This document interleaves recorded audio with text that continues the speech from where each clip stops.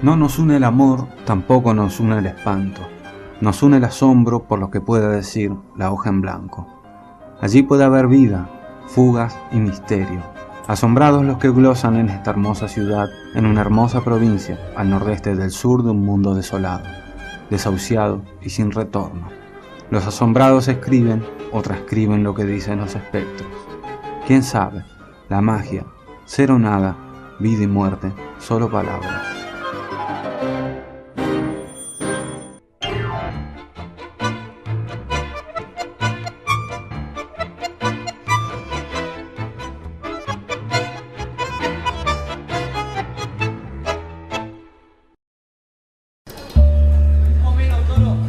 ¿Cómo te asombraste con la hoja en blanco? ¿Cuándo fue la primera vez?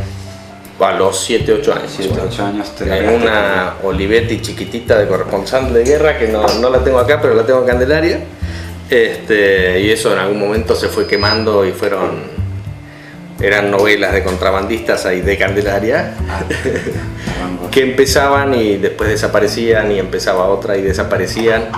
Y después, muchos años después, retomando ya, después de muchos años de lectura, retomando con la escritura, ¿no? Eras un lector seguro.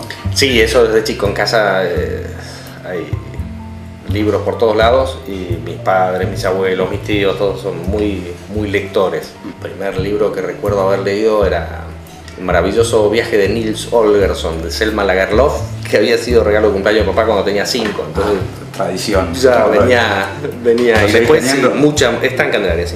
Mucha lectura siempre. Y referentes de aquella época, además. Toda la colección Roja Villiquen, completa.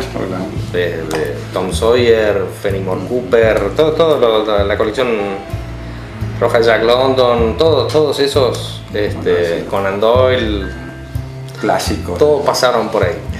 ¿Y en la adolescencia hubo un cambio o...? Wilbur Smith, sin dudar. Y ahí ya sí, Robert Ludlum, Morrie West, ya más tarde García Márquez, en la adolescencia también, pero me costó mucho la primera vez García Márquez, ¿no? Es otro tipo de literatura. Absolutamente otro tipo.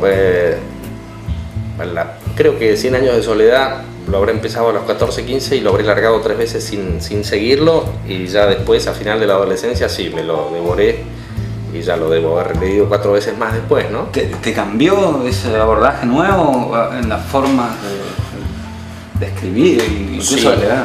Sí, sin dudar, fue todo un descubrimiento que se podía escribir de esa forma. Además, Esa poética. sí, todos esos, bueno, yo me crié en un pueblo con, sobre todo, muchas anécdotas también hay muchas que están en el asunto belarmino, ¿no? Que son Estos macondos que tenemos acá. Exactamente, esas cosas. Hablando de Tom Sawyer, hay una frase de Mark Twain que a mí siempre me gustó mucho, y que decía que el problema entre la realidad y la ficción es que la ficción debe ser creíble. La realidad muchas veces supera ampliamente algunas de esas cosas, y de las anécdotas oídas en la familia y de lo que pasaba alrededor de uno, de lo que uno fue mamando. Me sentía, por supuesto, mucho más identificado con García Márquez que con otra cosa. Pues había ese toque de pueblo, esas acuarelas de pueblo, Además, esa cosa esas más mezclas entre... Y esa cosa telúrica, Absolutamente, que es de acá, de que es de festejo. Latinoamérica. Bueno, en algunos de esos cuentos están en el asunto belarmino, ¿no? Que fue buscar un vector donde poder volcar esas anécdotas que habían venido de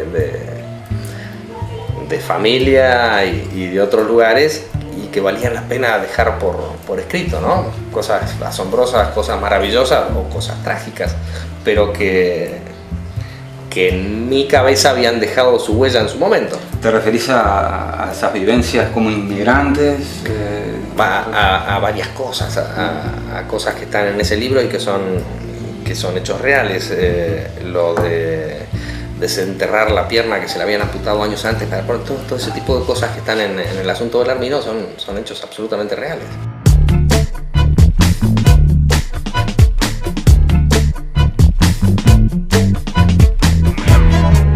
Es amor. ¿Esa novela se empieza a escribir en tu infancia, para decirlo de alguna forma? O sea, Sí, hay grandes trazos de esa novela que son cuentos alrededor del fuego, por llamarlo de algún modo, ¿no? Si vos lees El asunto Belarmino, a mí no me gustan las primeras 100 páginas. Pues yo lo empecé como una novela histórica. Cuando solté la muñeca, cuando le di rienda suelta a la novela, que es lo que siempre me gustó, el libro fue solo. Y se escribió rapidísimo. Y cuando llegué al final, tenía que volver a corregir esas 100 primeras páginas que las había escrito un señor Jerónimo Lagier y no alguien que, como me dicen, Claro, que dejó fluir la pluma. Entonces a esas 100 páginas no le pude dar ese ritmo toque de que estilo, tomó después. digamos. Ese ritmo que tomó después, sí.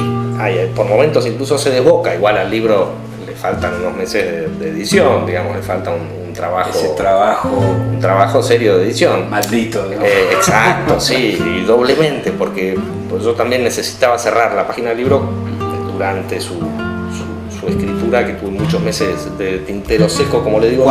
¿Cuánto te llevó? Me habrá llevado producción. entre 1 año y medio y 2 años.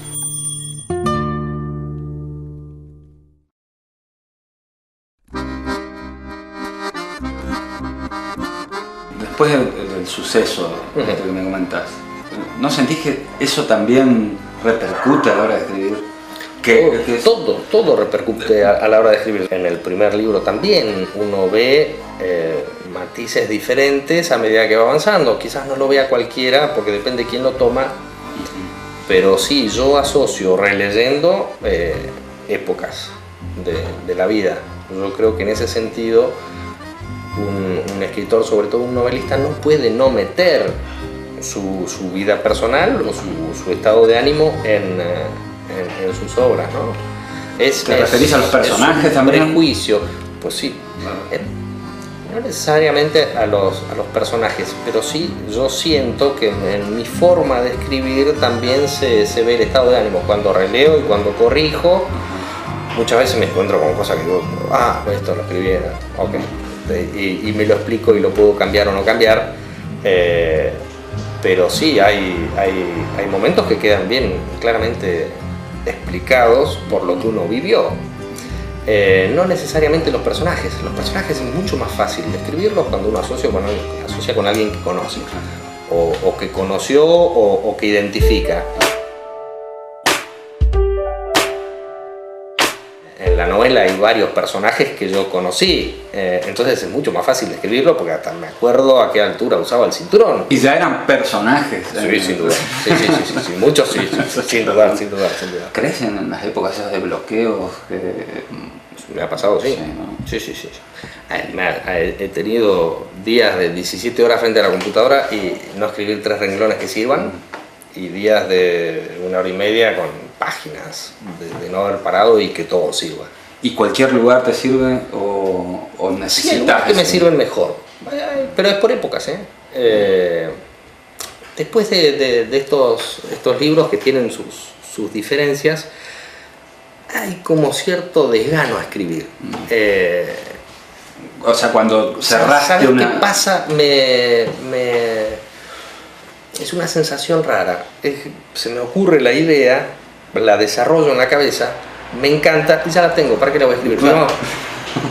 No, es frustrante porque la quiero escribir. Pero es una especie de fiaca también. Es una fiaca, absolutamente una fiaca mental. No, ya la tengo, está buenísima. ¿Pero dónde arranco?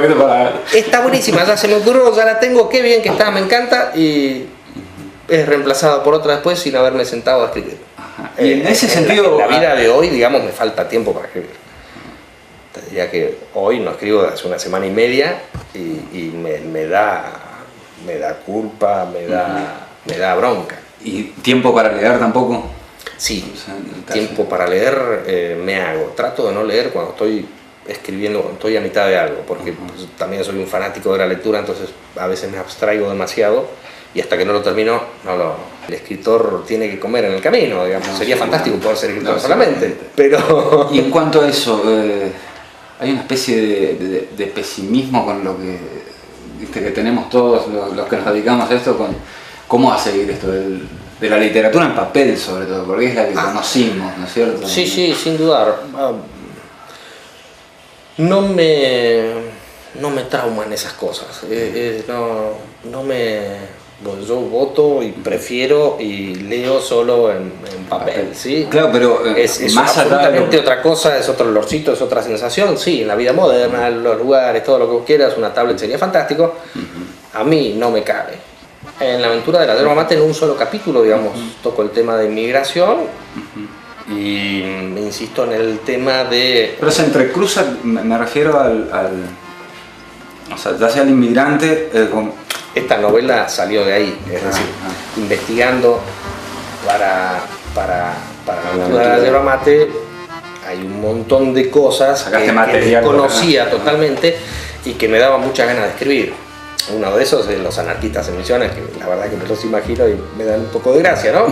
En esa época, a pesar de que han hecho cosas en los años 20, han matado gente, han generado juicios a nivel nacional, han generado casos resonantes, tomaron Encarnación unas horas hasta que rajaron para Foz de Iguazú. Es decir, es enorme lo que han hecho en unas Misiones con tan poca gente, además, ¿no? Porque Misiones se fue poblando despacito. Acá no había nadie. Tiene un pasado muy reciente y todo futuro. Exactamente. En ese sentido, yo creo que la plantación de yerba, que empieza en 1907, es lo que fija los inmigrantes acá. Porque Misiones tenía mucho tránsito de gente que venía 2 cosechas de maíz, a plantar lo que sea, y se iba. Le daba lo mismo Joenau, el sur de Brasil, o estar acá. Esa cosa más, como decirlo, como de... ¿cómo se llaman estos soldados a sueldo? Mercenarios. De mercenarios. Suena fuerte y suena feo decirlo, pero tiene... Más que mercenarios, la sensación que me da es de refugiados. Me refiero sobre todo con la madera, con todo este tema de meterse al monte, de esa cosa de extractiva. Absolutamente extractivo, sí. Bueno, en ese sentido sí, venir, rapiñar e irse. Era rapiña lo que venían a hacer. Un poco esa cultura de extractiva de la yerba, ¿no? Al momento en que vienen los inmigrantes y en que se fijan acá las grandes olas inmigratorias, te diría, ya la yerba era yerba de cultivo. El tema del monte, después del lago de Cleveland, ya quedó muy poco y desde Misiones partían Misiones a extraer yerba a otros lugares, pero no tanto ya dentro de la provincia. Sí, pero hubo mucha aventura, hubo mucha aventura y muchos aventureros. Y hay algunas anécdotas que han quedado para la historia y muchas otras que han quedado absolutamente olvidadas, que son fantásticas, son realmente de otro planeta. Es mucho más ficción que realidad y sin embargo, por más que se las adorne, han ocurrido en serio, ¿no?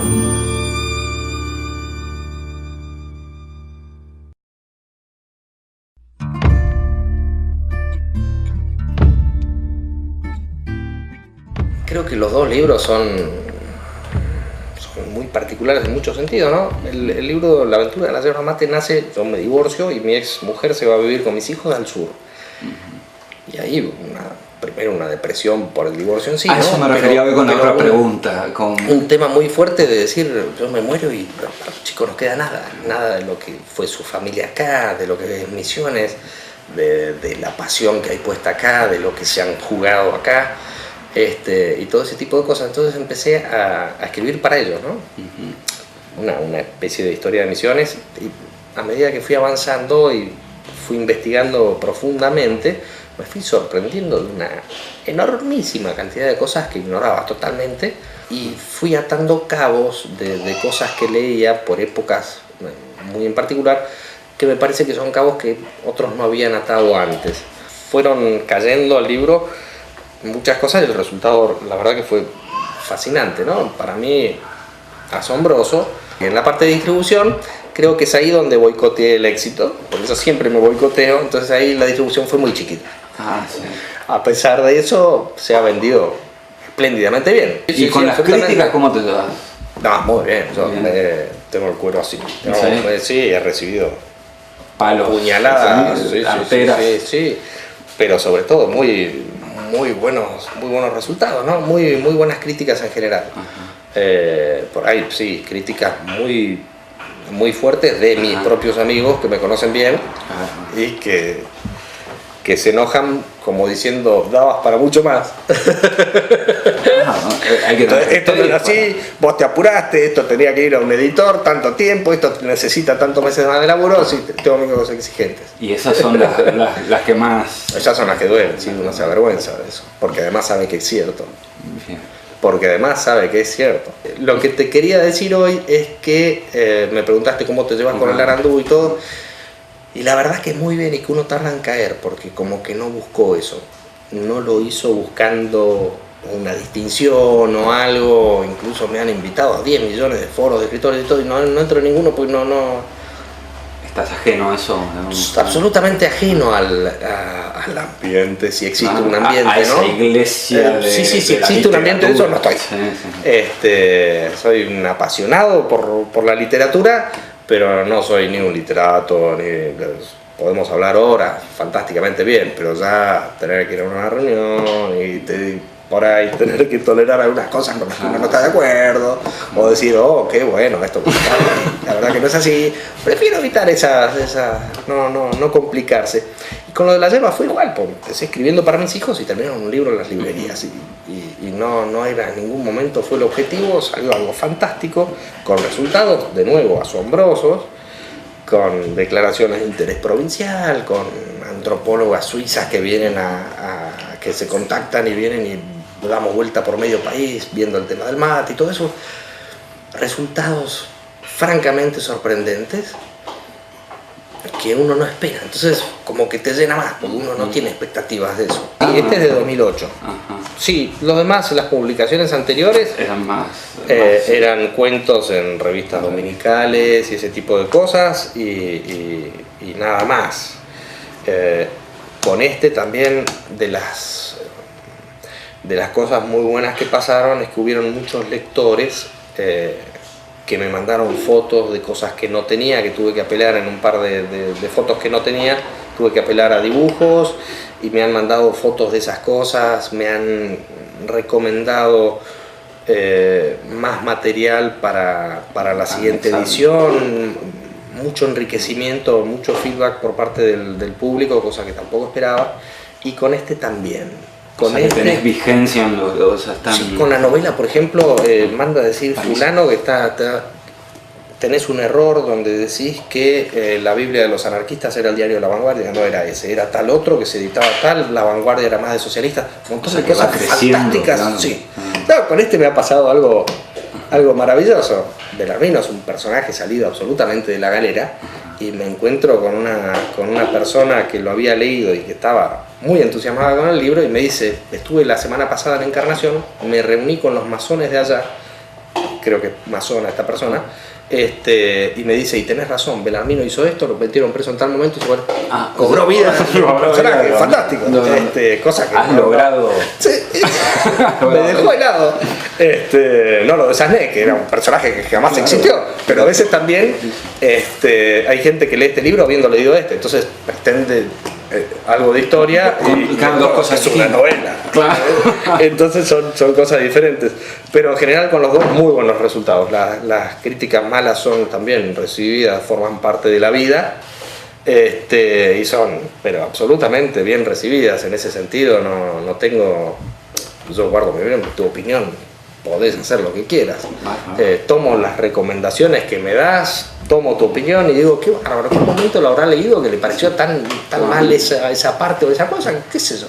Porque uno también ha agarrado libros que le parecieron una basura y tiempo después lo relee y wow, y no era el momento. Mirá lo que era, claro, no era el momento.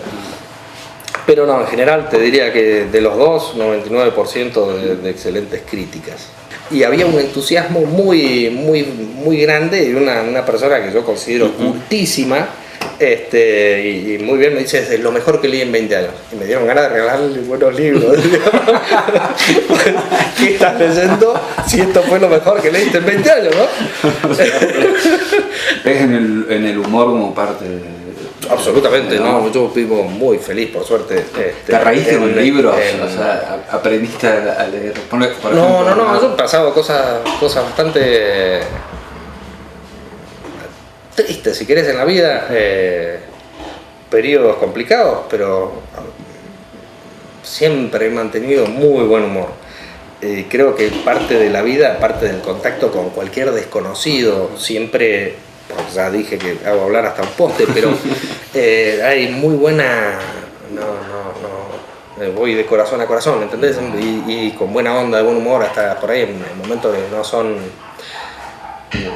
momentos que son complicados. Pero en ese sentido sí, por suerte, además mi mujer también, hay muy buen humor en la casa, pese a todas las cosas que ocurren que no siempre son las que uno quiere. No me veo triste, salvo que pase algo a mi gente, pero no, en eso siempre tuve muy buen humor y me banco, creo yo, cualquier cosa. Espero que Tata Dios no crea que es un desafío, ¿no? Que no me diga, ah, sí. Esperemos que no. Creo que de mi abuelo heredé, yo puedo hablar hasta con un poste.